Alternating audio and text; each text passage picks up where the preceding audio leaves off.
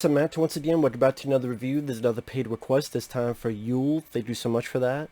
And for those interested in requesting pretty much any type of videos or topics, commenters, reactions, reviews, re-reviews, pretty much anything in between, feel free to send it either directly to my PayPal or join my Patreon. Both links are down below in the info box. It may take a little while to get to it because I'm a bit backed up, but I will do my best. And next time we got for Yule, Y-U-L-E, Casino Royale. Now this is the prequel reboot of James Bond, however you want to put it, which was very successful. It's a damn good movie. And then after it you had Quantum of Solace, which I remember being okay. Never hated the film. Skyfall, which is rather good. Long, but rather good. Spectre, which was disappointing. And No Time to Shit, No Time to Die, I don't give a fuck. I'm not watching a 3-hour movie where James Bond dies. I'm sorry, I don't have the patience or time for it. Ain't worth it. Ain't fucking worth it. Ain't worth the pot to piss in, ain't worth my fucking stress level. But anyway, I like James Bond. I'm a fan of James Bond. I didn't grow up with James Bond like other people. I would say the James Bond, if I grew up with, be GoldenEye, Tomorrow Never Dies, with Pierce Brosnan. Then about 10 years ago, I was able to see all the James Bond films, and for the most of them I enjoyed. Sean Connery ones, the ones I enjoy the most would be Goldfinger and You Only Live Twice. I don't mind. I like Dr. No, I like Diamonds Are Forever. I could never get into From Russia with Love, I'm sorry. Thunderball, I could not get into. Never Say Never Again, which was later, and it's not technically, but that's a whole another thing. I couldn't get into. The one scene I still remember is James Bond playing this video game as a challenge with the bad guy. Just like, wow, Sean Connery playing a video game. At least that's what it looked like. I think that's what it was. Like, he had a joystick. He's like, tew, tew, tew. Like something out of Star Wars or something. But, let's see. On Her Majesty's Secret Service, I didn't mind, although I would say George Lazenby is my least favorite James Bond. Roger Moore, I like a lot of his movies. I like Live and Let Die, that's a good one. That's one of the best James Bond theme songs. Live and Let Die. I love The Spy Who Loved Me. The Spy Who Loved Me is in my top 5 favorite James Bond films. Like GoldenEye, Tomorrow Never Dies, Spy Who Loved Me would be in there. Probably Goldfinger would be in there. I don't know what the ranking. I think number 1 would be GoldenEye. I don't know what the ranking would be. But I know Spy Who Loved Me would be in top 5. And License to Kill, that'd be in the top 5 as well. License to Kill is awesome. But, yeah, I love The Spy Who Loved Me. The Man with the Golden Gun, I could not get into a whole lot. Octopus is one of my least favorite Bond films.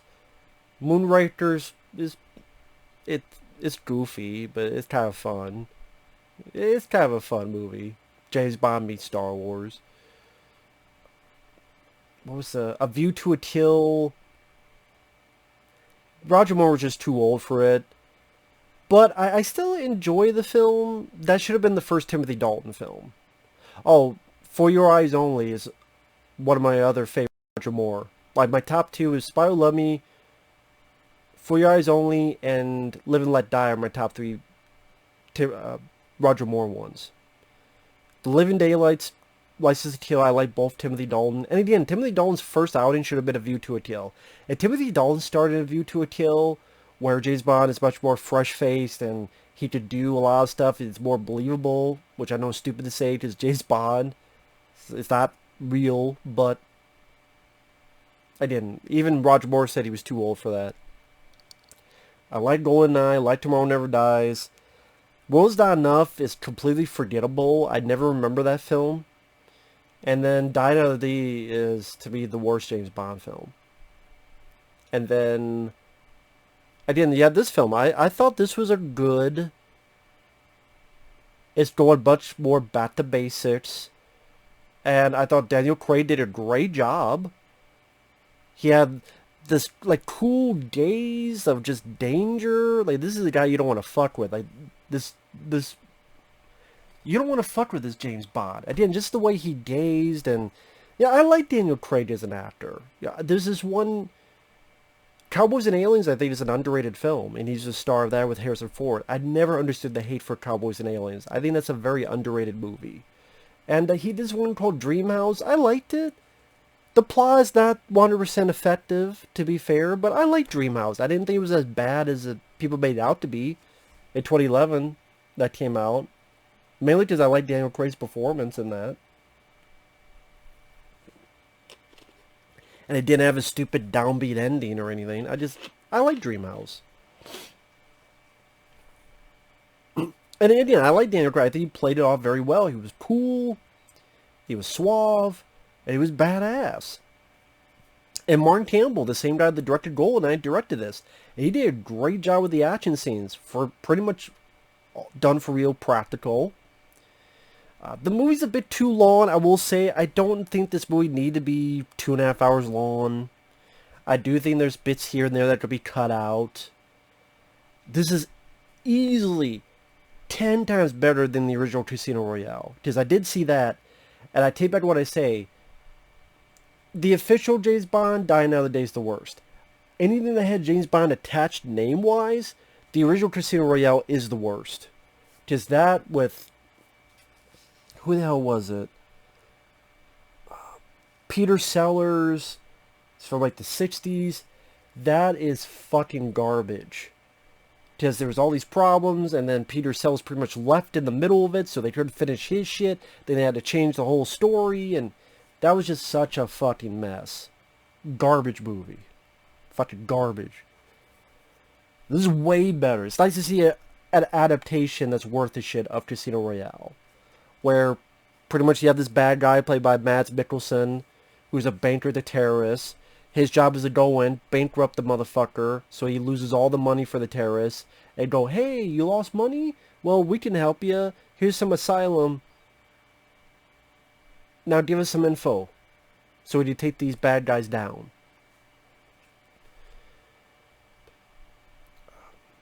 But it also has to work as the start of James Bond. So you have this... It definitely starts with, okay, this is not your Die Another Day, goofy, invisible car shit. And you know, sometimes with goof fun of James Bond, it can work. The Spy Who Loved Me did that very well. You'll Only Live Twice, which Sean Connery did that well. Die Another Day did not, in my opinion. So, it definitely, hey, we're going to start back to basics. It's black and white prologue. How did he die? Your contact? Not well. You know, the second kill is a bit... It certainly is. And the way they do I want to say the logo, but it's not really... Where he has this fight in the bathroom, and he's almost drowning the guy in the sink, and the guy tries to shoot, and then James Bond turns, and then it goes back, and that's the barrel of the gun. And I like the theme song. You know my name. Chris Cornell. I'd probably say that's of the Daniel Craig films, that's probably the best theme song in the Daniel Craig era.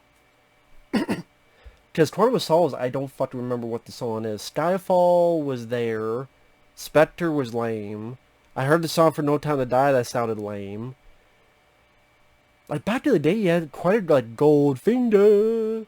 Or, you got License to Kill. Dun, dun. My favorites would be Nobody Does It Better from The Spy Who Loved Me. That's my favorite.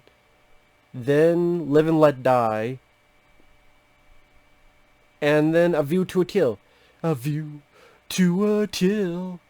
Under the Fire. You know, Duran Duran, I believe, did that. If I did a top 5, License to Kill would be in there.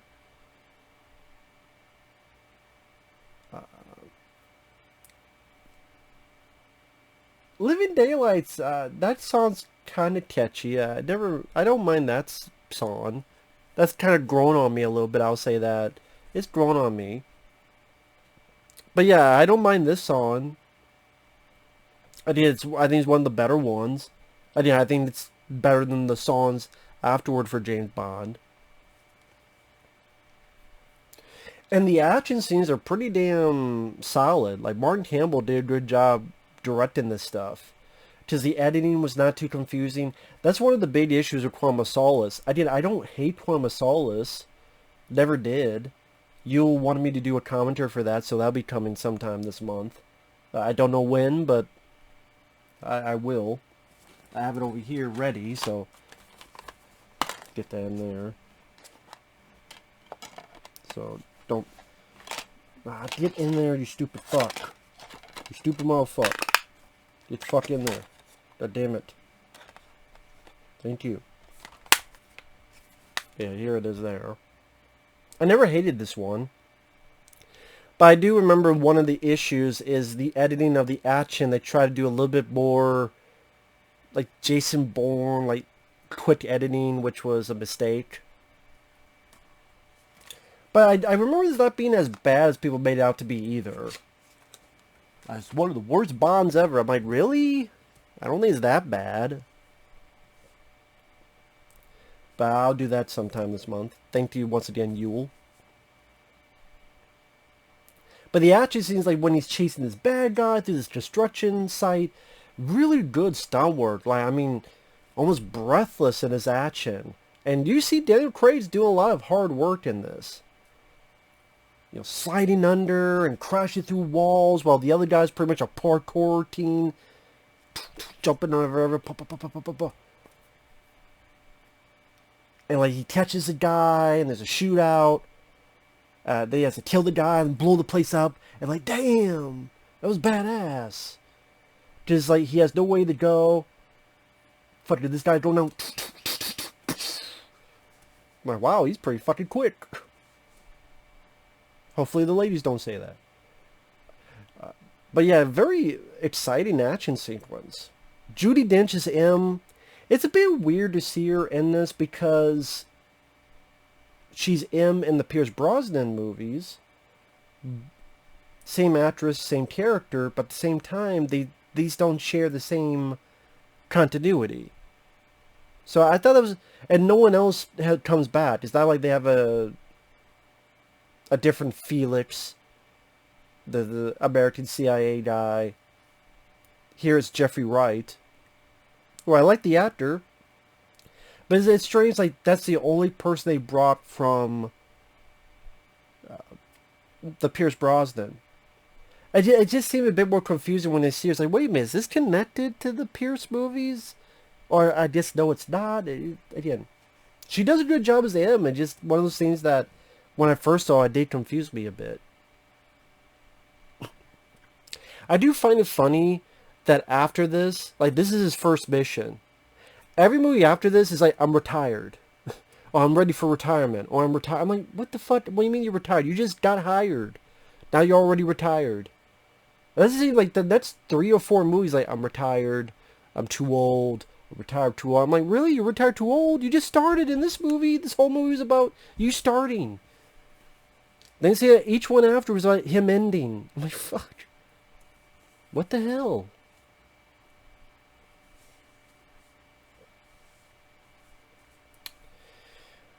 Then you had the love story with Vespa. I mean, say the scenes were not that bad. For example, there's a nice moment where after this fight in a staircase where James Bond has to kill someone in self-defense, and she's a bit shocked. She's in the shower, and James Bond sits with her and warms her up, and they like just kind of sit there. He comforts her, but he's not being a sleazebag or anything, or no. Like, that was a nice little, sweet scene. But if it's not like that was my favorite scenes in the movie were the two of them. It was okay, the poker game or the action stuff. That's the stuff I'm more drawn towards in Casino Royale, to be fair. And like the poker stuff didn't bother me, because if you can handle it well, you get kind of a bit of suspense of You got to know when to hold them, and know when to fold them, know when to walk away, know when to run, and you never count your money when you're sitting at the... Yeah.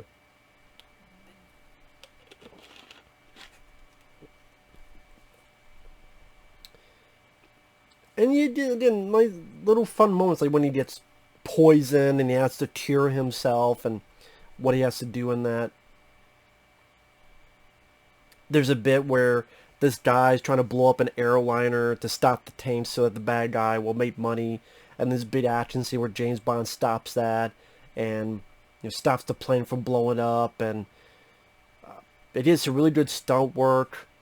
I love the fuck over he gives to the guy where the guy thinks he's got the bomb ready. He clicks it. And then James Bond's getting arrested. He just looks at the guy. The guy realizes that the bomb's on a teaching on him. And because, it's PG-13, you don't see the explosion. But, you hear it. You get the idea.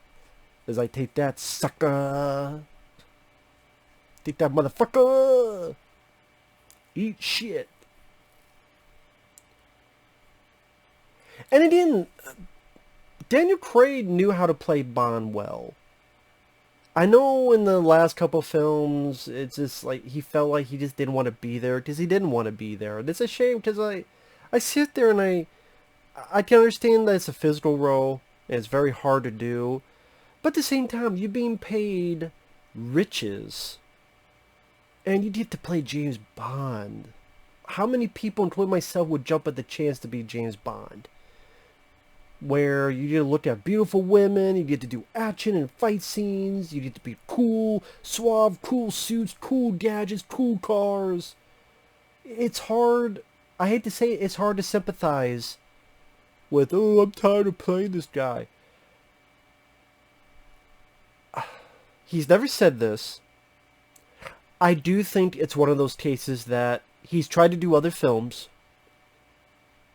Other than Knives Out, the rest bombed.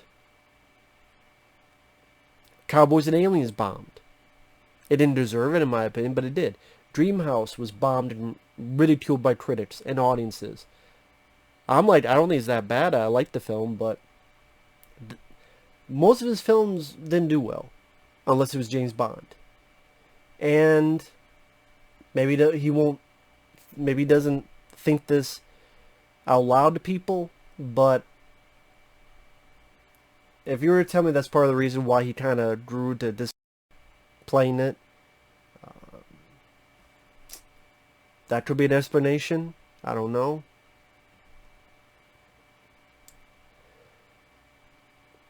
But it's just like, dude, you're playing James Bond. That's like the coolest gig ever.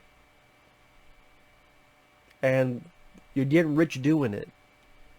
Because these films are not cheap to make. And even when he says no, they'll offer him a lot more money. With subsequent films.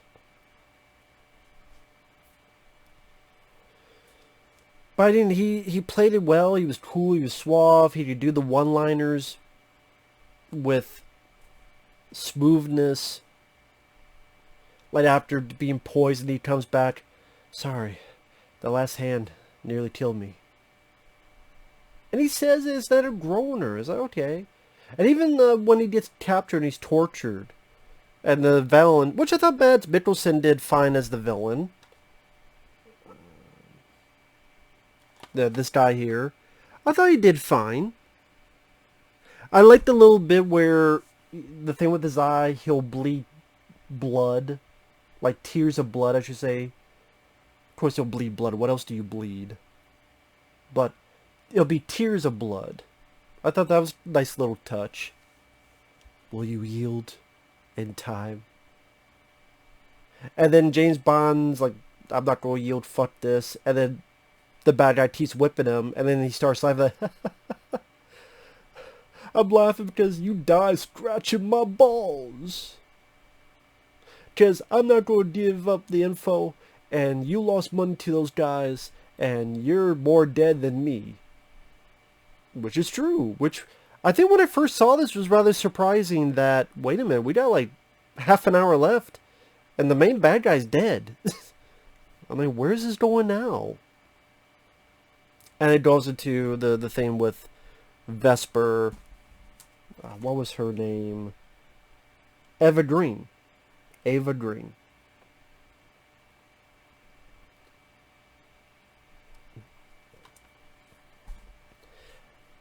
And again, you get a cool location for the finale battle sequence where it's in Venice and the building's on these flotation devices, so he's shooting them out and the whole building is sinking as he's fighting these bad guys.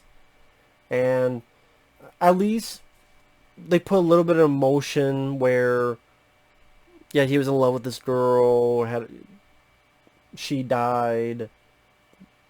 He wants to brush it off. Oh yeah, she was a traitor, but she did care for Bond, and that pisses him off even more. So he shoots Mr. White at the end. Mr. White sounds like, is this Clue? Where's... Actually, there's no business. I should have gone with the Reservoir Dogs. Mr. White was Mr. Blonde in the closet?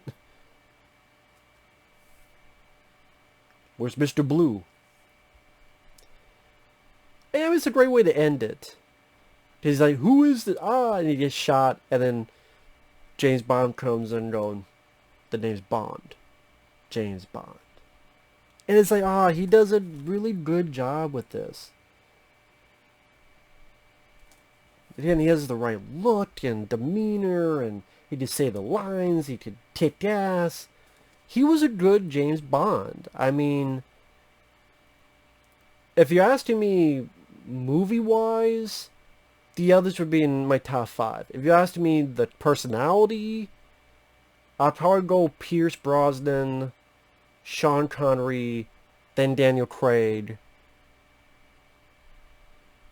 Timothy Dalton higher. It's just, I like both of his films. He didn't get enough chance. He only got 2 movies. And that's one of the travesties of the James Bond franchise, is that he only got 2 movies. I think Timothy Dalton got more room. Like, if Timothy Dalton got GoldenEye earlier, in like 91, 92, that maybe could have catapulted his career even more. Just like was a good one, but that was in the summer of Ghostbusters 2, Lethal Weapon 2, Indiana Jones 3, Back to the Future 2. Like one of the busiest movie summers ever of '89. And it just got lost in the shuffle. But yeah, I do like Timothy Dalton. Again, he's just not higher. He's only had 2, and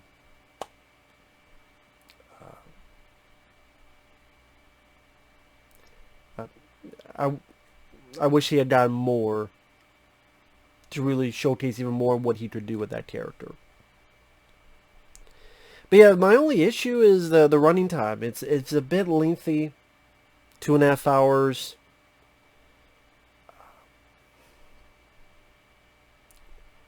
No, that's not. I mean, that's really one of my few issues. Because overall, I did quite enjoy the film. So, with that said, Casino Royale still fairly held up. So, thanks for watching. Take care. We'll see you guys later. Bye-bye.